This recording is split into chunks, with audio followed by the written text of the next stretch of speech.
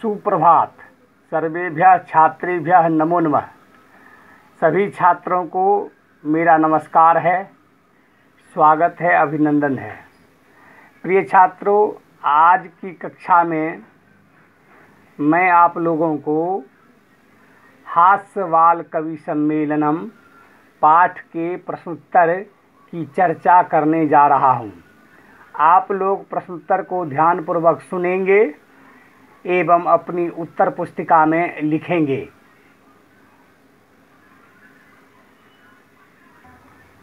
प्रश्न संख्या 1, उच्चारणम कृत। जैसा कि पाठ पढ़ाते समय पिछली कक्षा में आप लोगों को उच्चारण करवाया था। ऊपरी, अधः, उच्चय, नीचय, वहि, अलम, कदापि, अंतः, पुनः, कुत्र, कदा, एकदा। पुनः एक बार ध्यानपूर्वक उच्चारण को सुनेंगे। ऊपरी, अधः, उच्चय, नीचय, वहि, अलम, कदापि, अंतः, पुनः, कुत्र, कदा, एकदा। प्रश्न संख्या 2, मंजूषातः अव्ययपदानि चित्वा वाक्यानि पूरयत। मंजूषा से पदों को चुन करके वाक्य पूरा कीजिए। वृक्षस्य ऊपरी खगाः वसन्ति, अलम विवादेन, वर्षा काले गृहात् बहिः मा गच्छ, मंचस्य अधः श्रोतारः उपविष्टाः सन्ति, छात्राः विद्यालयस्य अन्तः प्रविशन्ति। प्रश्न संख्या 3, अशुद्धम पदम चुनत। अशुद्ध पद जो है लकार के आधार पे, विभक्ति के आधार पे उसे चुन करके लिखना है। गमन्ति, यक्षन्ति, पृच्छन्ति, धावन्ति। अशुद्ध पद गमन्ति है। रामेन, गृहेन, सर्पेन, गजेन। अशुद्ध पद गजेन है। लतया, मातया, रमया, निशया। अशुद्ध पद मातया। लते, रमे, माते, प्रिये। इसमें अशुद्ध पद माते। लिखति, गर्जति, फलति, सेवति। यहाँ अशुद्ध पद सेवति है। प्रश्न संख्या 4, मंजूषातः समानार्थक पदानि चित्वा लिखत। मंजूषा से पर्यायवाची समान अर्थ वाले शब्दों को चुन करके लिखिए। प्राप्य, लब्ध्वा, कुशलाः, दक्षाः, हर्षस्य, प्रसन्नतायाः, देहस्य, शरीरस्य, वैद्यम, चिकित्सकम। प्रश्न संख्या 5,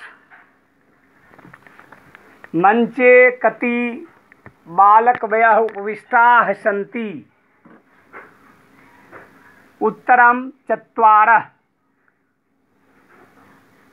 इन प्रश्नों का उत्तर एक पद में देना है। के कोलाहलम कुर्वन्ति, श्रोतारः। गजाधरः कम उद्दिश्य काव्यम प्रस्तौति, उत्तरम वैद्यम। तुंदिलः कस्य उपरि हस्तम आवर्तयति, उत्तरम तुंदस्य। लोके पुनः पुनः कानि भवन्ति, लोके पुनः पुनः शरीराणि भवन्ति, उत्तरम पदम शरीराणि। किं कृत्वा घृतं पिबेत, उत्तरम रीनम। मंजूषातः पदानि चित्वा कथायाः पूर्तिं कुरुत। पुरा एकस्य नृपस्य एकः प्रियः वानरः आसीत्। एकदा नृपः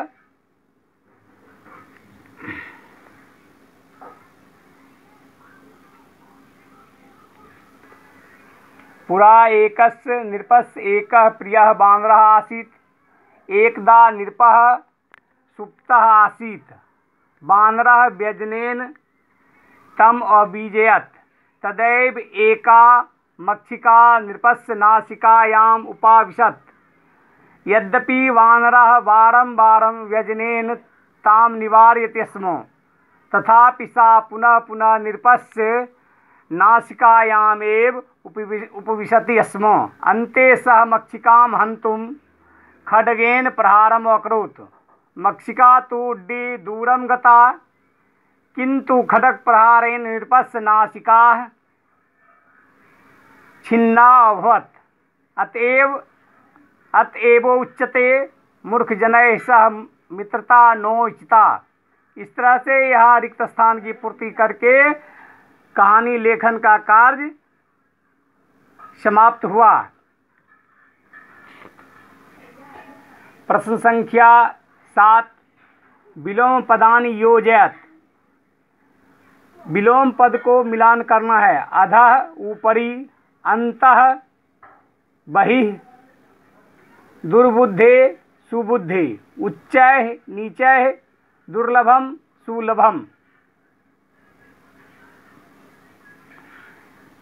इस तरह से प्रिय छात्रों, हास्यवाल कवि सम्मेलनम पाठ का प्रश्नोत्तर यहाँ पे समाप्त होता है। आशा नहीं कि पूर्ण विश्वास है कि आप लोग इसको ध्यानपूर्वक सुने होंगे, अपनी उत्तर पुस्तिका में लिखे होंगे और आगे फिर आगे की पढ़ाई होगी। धन्यवाद।